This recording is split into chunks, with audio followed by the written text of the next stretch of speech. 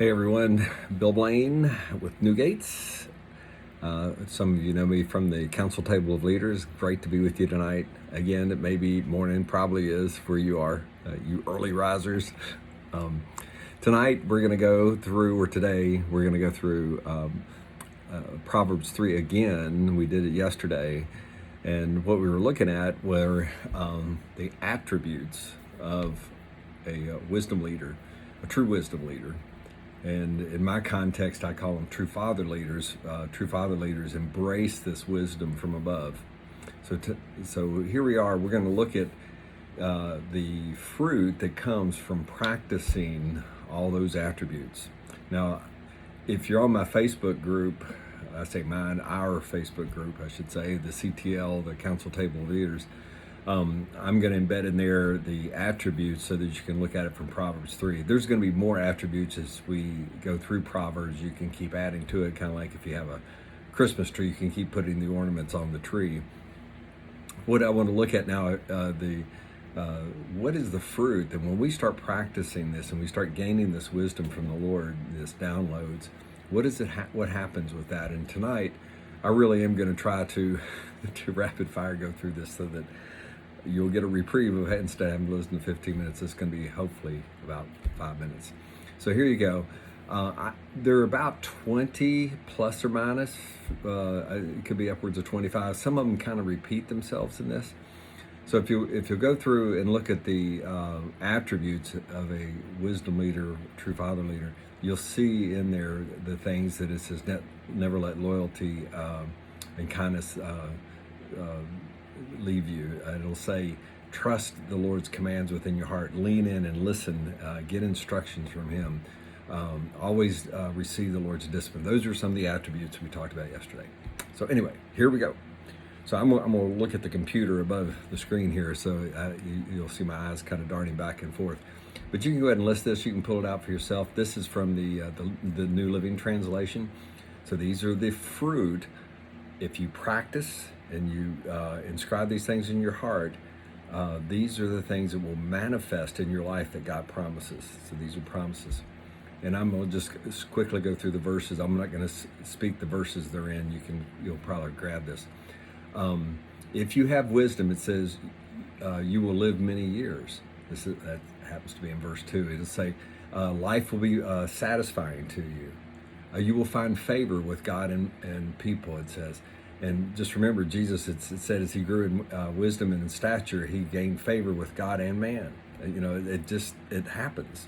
And Jesus is our preeminent model for leadership. Verse 4 says, if you have this wisdom in you, you will earn a good reputation. This one stuns me. Those who are close to me know that I'm doing this thing. It's a health program that I've incorporated to love the Lord your God with all your mind and your heart and the body.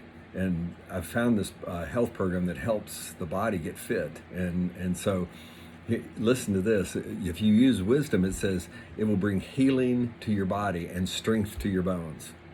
Now, I think there's some truth to that from the standpoint when you eliminate stress and you get a confidence in your life, your body has a chance to really perform well. I think God designed it that way so that we can push fear out and all that. We'll go in that. You can call me if you want to talk about that. Verse 10, here you go. If you have wisdom, your barns will be filled with grain and your vats will overflow with wine. Verse 13, joy is in the person who finds wisdom and the one who gains understanding.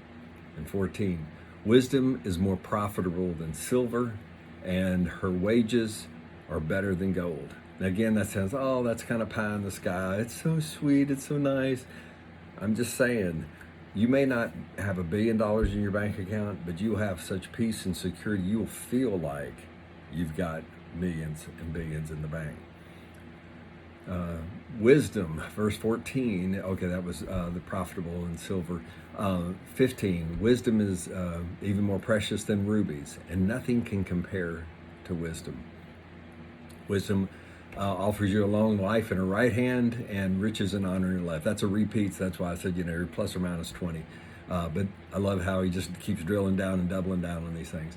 Verse 17, it will give you a guide and delight your paths, or it will make your paths delightful if you have wisdom.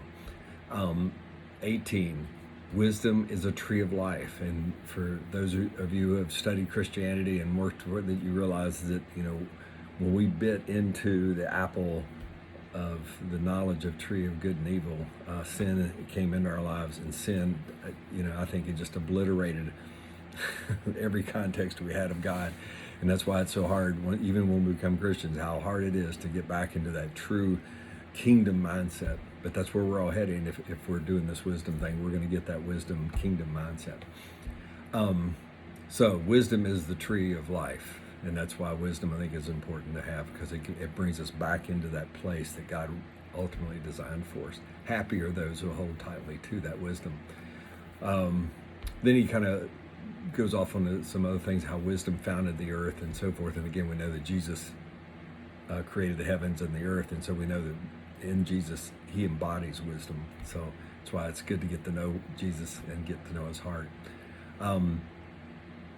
Here's kind of a fascinating thing. Verses 21 through 26, he kind of rapid fires through this. He says, okay, don't lose the sight of common sense and discernment and wisdom. And he bottles it all together. He says, hang on to it, and here's what will happen. It'll refresh your soul. It'll put like a necklace around you. You will feel adorned by it and graced by it.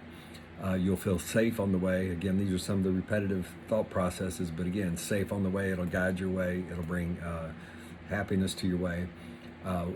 When you lie down at night, you will lie down without fear, it says. You'll lie down with safety and security. You won't be afraid of a sudden disaster. And here's another one for today's current situations, nor the destruction that comes upon the wicked. And so as things happen to people in the culture right now, I wish none would perish. I pray all that comes to Jesus Christ. And I think that's why one of the things the Lord has me doing with this, to bring wisdom into the earth, is that people are hungering to get away from the chaos and the confusion and all this communication discord. And they're hungering for somebody with the truth, hungering for somebody that knows the way and can show the way and go the way. And they want to follow that way. And you, doing this wisdom, man, if you get into this, you will have many followers. And the key is that you're following Jesus, and they're going to fall in love with Jesus because they're going to fall in love with what you're doing. And it says the Lord is your security, again, from the disasters and so forth. And it says that it will keep your feet from being caught in the trap. And it's so awesome. And in the final verses, it says in verse 31 to 35, it says, don't envy violent people. We talked about this yesterday, that, a lot of the people out there rioting, and all these people that are, for whatever reason, again, no politics here. This is just God just saying, here's some human nature stuff that you need to be aware of. And when you see these destructive and violent people, don't have a part of it. It says stay away from that. Don't copy their ways, is what it says here. Such wicked people, and again, you have to decide what's wicked here. They may have good hearts, but the wrong motivation. But God is judging those people who are violent and destructive. And he says, but he offers friendship to those who are godly, like you, who are trying to pursue godliness and this wisdom. And the Lord curses the house of the wicked, but he blesses the home of the upright. It's again, if you walk in wisdom, you're walking as the upright. The Lord mocks the mocker, but he is graceful to the humble. And here he ends in verse 35. The wise will inherit honor. And I'll end with this. I went to the University of Virginia. We had the honor code there, and lately, in the last number of years, the students there have been, we'll just say, trying to destruct and take away this honor thing. They feel like it's an imposition on their humanity, and they're just it's almost like they feel like they want anarchy too. And nobody wants to be, whatever the reason is, they don't, it's just amazing. So honor is leaving, and I wrote a number of the people there, and as I said, the founding fathers had the Constitution, and they said, we can put rules and regulations in, but if the moral people lose their morality, and honor is a huge component of that. And you see this in the wisdom of the Lord. Honor your mother and your father, and your days will go well. Honor the Lord, and he will, gives grace to the humble. So here's the deal, you know, where are you going to choose? Are you going to fear man, or are you going to fear the Lord and get wisdom? And that's what's all this is rumbling about. And I even see that, you know, the people in my own university and stuff struggling with, what do we do with these people that just, you know, do. And, you know, you have to come back and say, there are some right and wrongs here. There are some ways, and we want to hear their hearts, but there's a lot of people who are just acting out, and they don't want.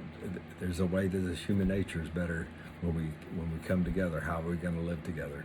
So God has some good suggestions. Just go back to the Ten Commandments, but here it is embedded in wisdom. What is the wisdom? And the wisdom is when we have God's nature in us, and God's nature will teach us the way to treat each other. And Jesus, you know, he kind of summed it up again. He is wisdom. He is the creator of all things. And he said this, okay, you want to know the truth about everything, everywhere? Love the Lord your God with all your mind and all your heart and your body, and your soul is a recipient of those three things, participating in loving and honoring God. And then he says, guess what? When you get all that together, then you can go out and serve humanity, love humanity, just like yourself, because you've learned to love yourself as you love the Lord, and you've learned that you're created in his image. So to me, that's the simplicity of wisdom. It's just getting the heart of God in here, but you got to be willing to lean in and do it. And I'm not saying you're not. I'm just saying this is the tough part that we're in our culture, that a lot of people have lost this concept of who God is and how wonderful he is. And so we get a chance now to just kind of bring back that simplicity by just loving well. So I encourage you to read Proverbs 3, and get not only the attributes of what a good wisdom father leader looks like, but also the fruit, which we talked about tonight, and those things about refreshing the soul, jewels in our crown, the vats will be overflowing, peace will be flowing like a river in us. We'll be able to sleep at night without worrying. You know, just a lot of beautiful things of those fruits. So God bless you. Enjoy.